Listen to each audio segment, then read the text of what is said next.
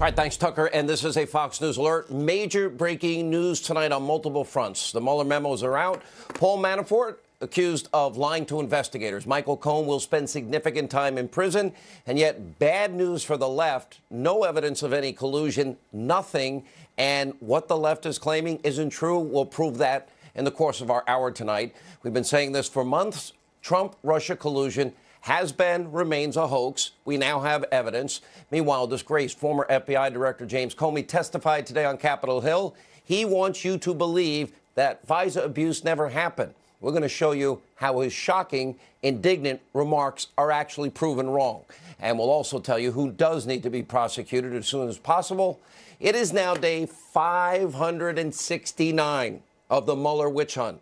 And yes, what we've been telling you about our two-tiered system of justice has never been worse. We start tonight, a lot of breaking news in our opening monologue. All right, we have major developments tonight from the Mueller witch hunt. Here's what you need to know. First, the special counsel's memo on Paul Manafort is out. It is heavily redacted. We do know, however, that Robert Mueller believes that Paul Manafort breached his plea deal and lied to investigators, all surrounding alleged crimes, none of which have anything to do with President Trump, none of which have to do with Russia or anything to do with collusion. Instead, a source with knowledge of the investigation tonight telling Fox News that much of the redacted information likely includes potential criminal allegations, we are told, against Tony Podesta. That would be John Podesta's brother, Democratic lobbyist. John Podesta, of course, the Clinton campaign chair. Absolutely nothing. Now, we're talking about in the Manafort case, tax evasion, other charges, bank loan applications dating back to 2007. White House Press Secretary Sarah Sanders issued this statement. It said, quote, the government's filing in Mr. Manafort's case says absolutely nothing about the president. It says even less about collusion. It is devoted almost entirely to lobbying related issues. And I'll add, long before Paul Manafort ever met Donald Trump. And also breaking today, two separate sentencing memos were filed against one-time Trump attorney Michael Cohen. First, the Southern District of New York completely rejecting Cohen's pleas for leniency, writing that, quote, a substantial term of imprisonment is warranted. Then the memo continues, Cohen's decision to plead guilty rather than seek a pardon for his manifold crimes does not make him a hero.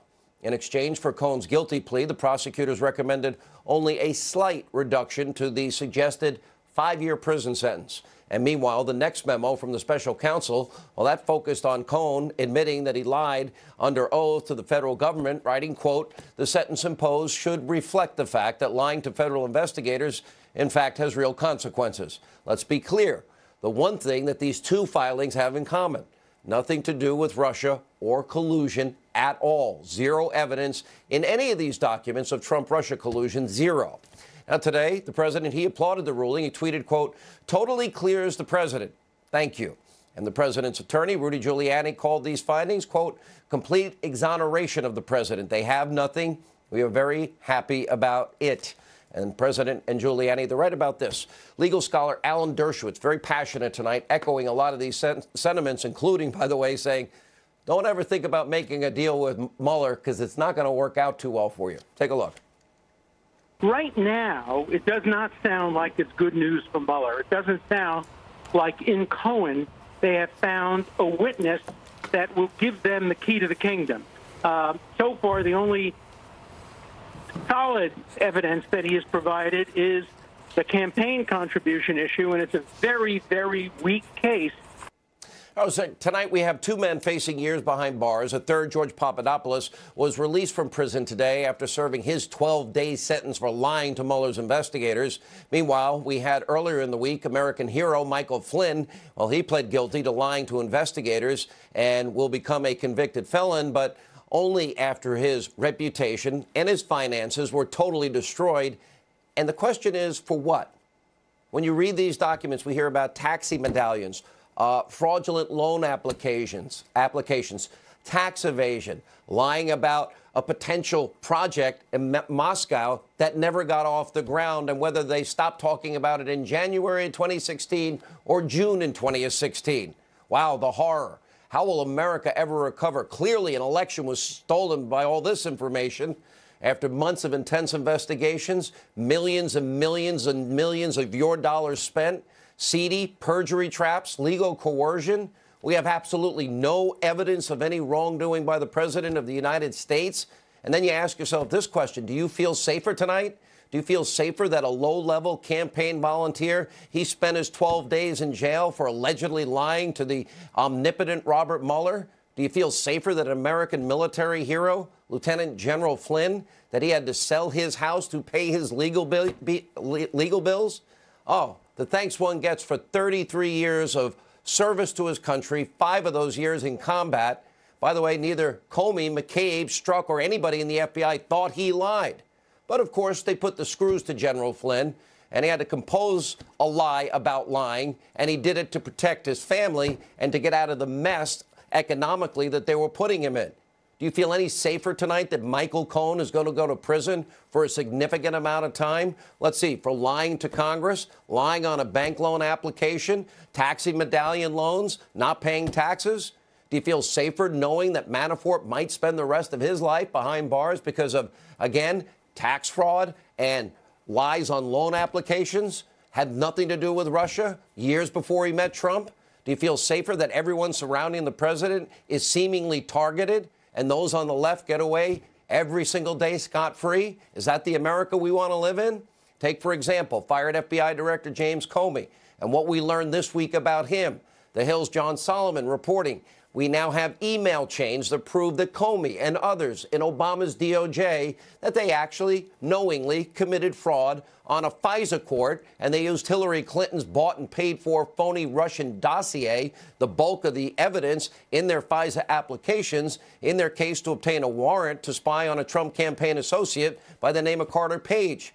Well, they did all of this, we learned this week, knowing full well that the intel community did not trust the contents of Hillary's bought and paid Russian dossier. In other words, they knowingly committed fraud on the FISA courts. Not once, not twice, not 3, but 4 times.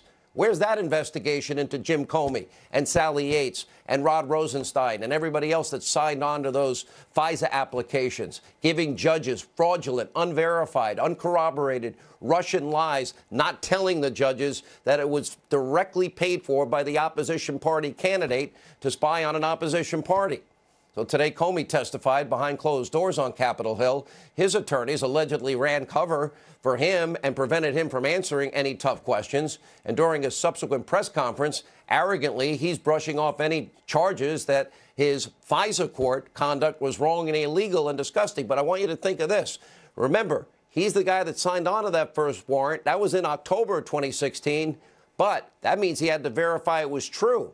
That meant he verified it. That means he corroborated it. That means he's standing behind it. But yet in January at Trump Tower, he told Donald Trump, then president-elect, that it was salacious and unverified. Watch this. I have total confidence that the FISA process was followed and that the entire case was handled in a thoughtful, responsible way by DOJ and the FBI. I think the notion that FISA was abused here is nonsense. Not even Christopher Steele believes his own dossier, and he's still defending it. The bulk of information used to get warrants to spy on Americans. Is that a little more important tonight? I would think it is. We all know the dossier was and is a debunked lie. Comey never verified it. Nobody verified it. Nobody corroborated Steele's so-called evidence. Steele himself wouldn't stand by it when questioned under oath in an interrogatory down in Great Britain, even after it was used to obtain a FISA warrant. Even when he said it was salacious and unproven months after they had the FISA warrant in place. And James Comey, I guess he'll sleep well tonight, knowing that our 2-tier justice system will likely never hold him accountable. So too will these liars. People that lied under oath, well, Michael Cohen's in trouble tonight because of it. What about Cheryl Mills or Uma Abedin or Bruce Orr or Glenn Simpson, Christopher Steele, James Clapper, John Brennan, Andrew McCabe, Lois Lerner, Loretta Lynch, Eric Holder? Yeah, all those lied to authorities. They were never prosecuted, never even investigated in many cases. And let's not forget about James Comey. Remember, he lied to Congress under oath, but I doubt he'll get the Cohen treatment tonight.